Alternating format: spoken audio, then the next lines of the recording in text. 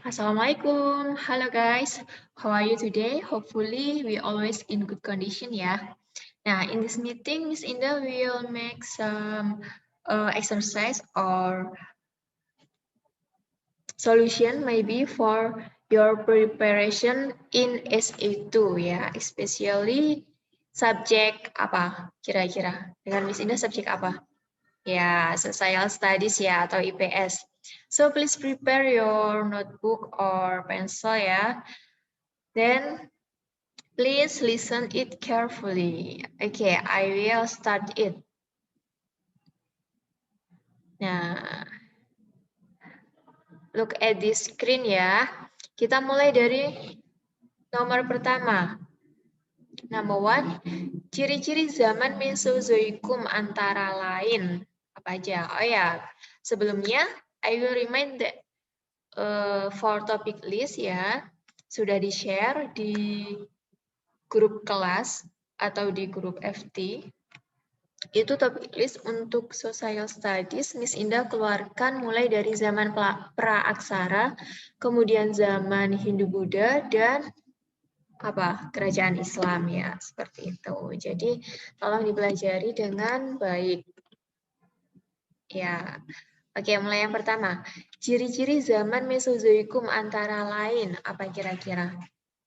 Zaman Mesozoikum ini merupakan pembabakan ya atau periodisasi zaman praaksara. Ada dua periodisasinya, secara geologis dan secara arkeologis kayak gitu. Kalau secara geologis ada 4 ya kan. Yang pertama zaman Paleozoikum, yang kedua zaman Mesozoikum, yang ketiga zaman Neolitikum, dan yang keempat zaman apa satunya?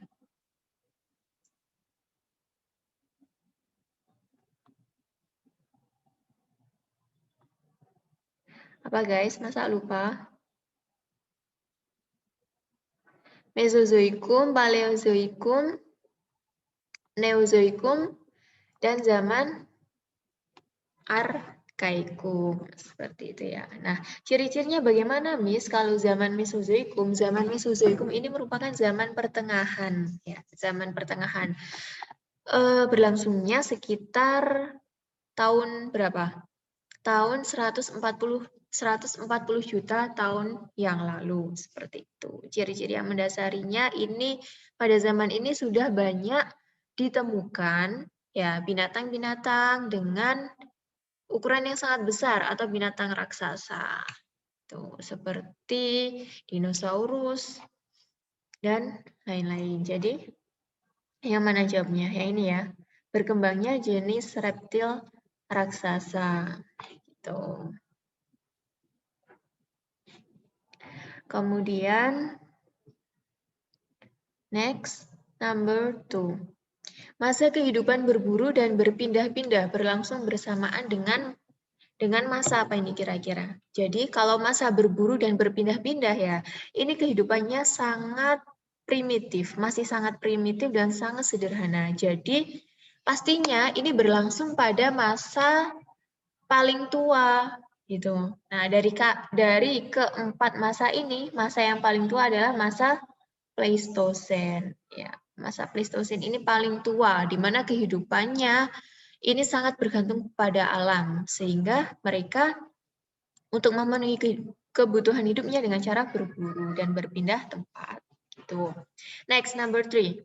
Di bawah ini merupakan perkakas peninggalan masa bercocok tanam. Masa bercocok tanam ini berlangsung lebih modern ya, karena kehidupannya sudah mulai menetap. Kemudian mereka membuka ladang untuk ditanami tanaman. Seperti itu. Nah, peninggalannya ini dari batu yang lebih halus lagi, yaitu contohnya ada kapak persegi dan kapak lonjong. Ya, ini untuk bercocok tanam. Next, number 4. Pada abad ke-5 telah terdapat pengaruh Hindu dalam kehidupan masyarakat Indonesia. Salah satu buktinya adalah pada abad ke-5. Berarti ini sangat masih awal-awal ya. Masih awal-awal pengaruh Hindu-Buddha gitu. Nah, kira-kira awal mulanya pengaruh Hindu-Buddha itu karena ditemukan apa, guys? Ditemukan prasasti kan? Nah, prasasti itu menggunakan huruf apa? Huruf Pallawa dan bahasa Sanskerta. Jadi yang B yang ini ya. Tuh. Next, number 5. Teori yang menyebutkan peran bangsa Indonesia dalam penyebaran agama dan kebudayaan Hindu-Buddha ke Indonesia adalah teori. Apa? Apa, guys? Oke, diingat lagi bahwa teori masuknya Hindu-Buddha ke Indonesia ada empat teori. Yang pertama teori Waisya, yang kedua teori Kesatria, yang ketiga Brahmana, dan yang keempat arus balik. Nah, cara ngafalinya gimana, Miss? Kan ada 4 banyak. Nah, kita ingat lagi bahwa Waisa, Brahmana itu kan merupakan tingkatan tingkatan kasta dalam agama Hindu kan. Jadi, yang pertama, kalau misalkan teori Waisya, ya Waisya itu apa? Waisya itu kaum pedagang. Jadi, agama Hindu-Buddha disebarkan oleh kaum pedagang dari India yang datang ke Indonesia. Seperti itu. Itu kaum Waisya. Kemudian yang kedua Brahmana. Kaum Brahmana, kaum bangsawan. Berarti disebarkan oleh para bangsawan yang memiliki pengaruh yang lebih besar kepada masyarakat-masyarakat yang biasa. Sehingga Hindu-Buddha mudah menyebar ke Indonesia. Yang ketiga, kaum kesatria, atau prajurit kerajaan, seperti itu. Berarti disebarkan oleh para kesatria. Dan yang keempat, arus balik. Nah, arus balik ini yang berbeda, karena arus balik ini disebarkan oleh orang Indonesia asli, di mana orang Indonesia ini ya pergi ke India untuk belajar di sana gitu. Setelah mereka selesai belajar, mereka akan kembali ke Indonesia. Nah, setelah sampai, mereka baru bisa menyebarkan kebudayaan Hindu-Buddha yang diperolehnya di India tersebut, gitu ya. Jadi nomor 5 ini jawabnya pasti arus balik. Next, number 6. Pengaruh kebudayaan Hindu-Buddha dalam bidang pemerintahan. Ini ya, kita tandai. Bidang pemerintahan itu gimana? Berarti di underline atau kuncinya, the keyword-nya, pemerintahan ini sistem kenegaraan kita. Berarti kalau sistem pemerintahan itu ada apa? Ada pemimpin ya kan? Kemudian ada pemimpin, kemudian ada dari pengurus dari suatu kelompok itu, dan ada masyarakat biasa. Gitu. Jadi kira-kira apa pengaruhnya ini?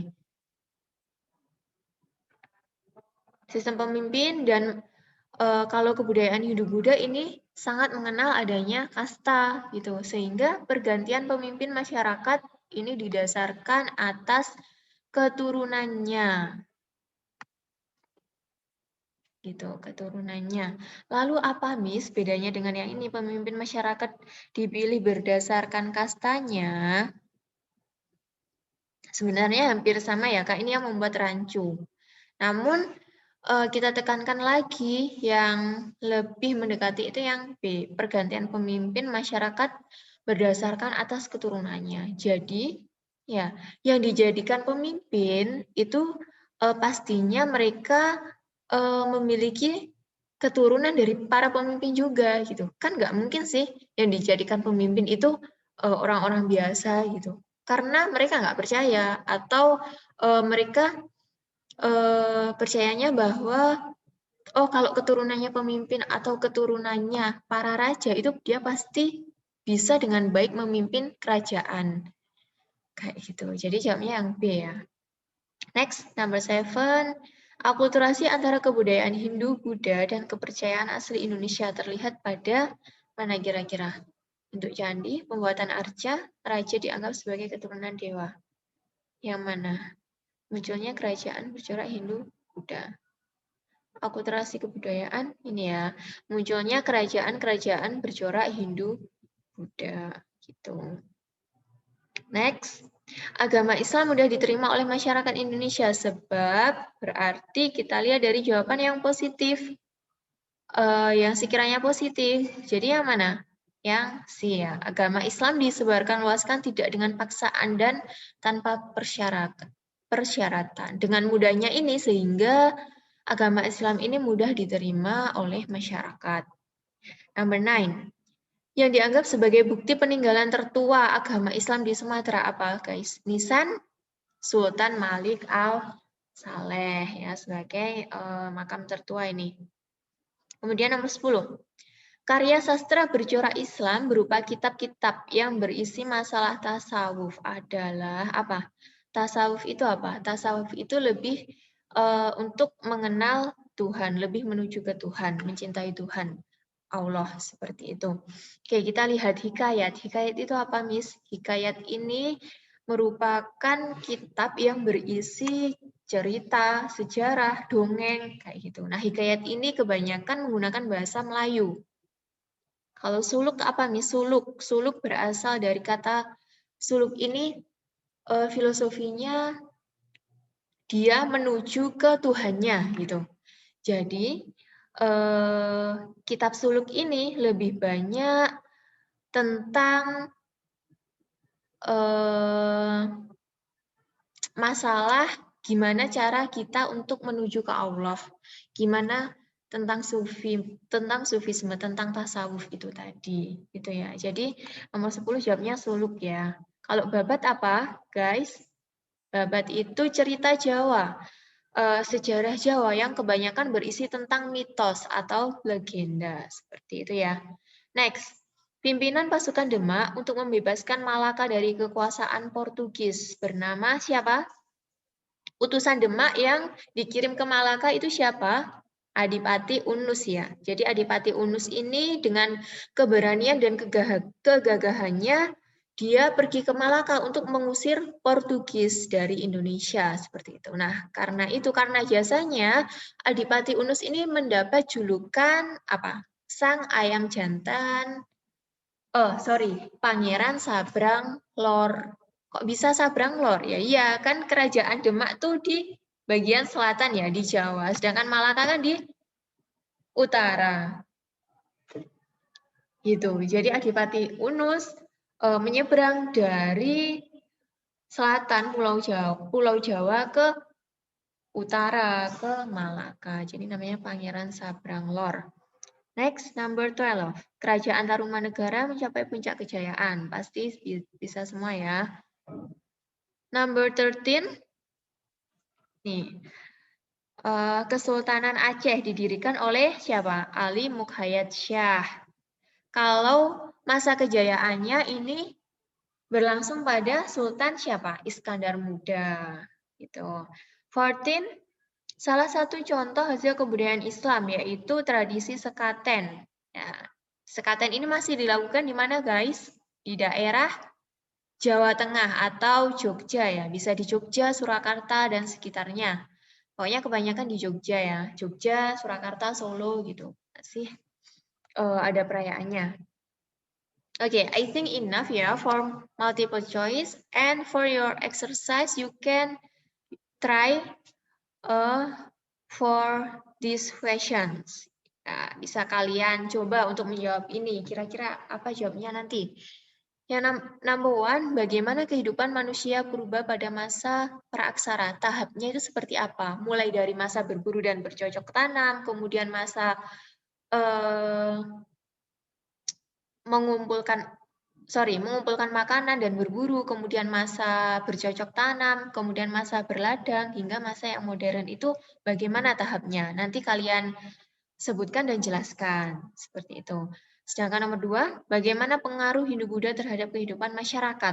Nah, pengaruh Hindu-Buddha terhadap kehidupan masyarakat ini banyak aspek atau bidangnya ya, guys. Seperti tadi ada bidang pemerintahan, nanti bakal ada bidang sosial, pendidikan maybe. Nah, nanti akan ditanyakan salah satu bidangnya saja gitu. Jadi kalian pelajari kalau di bidang pemerintahan itu fokusnya apa sih?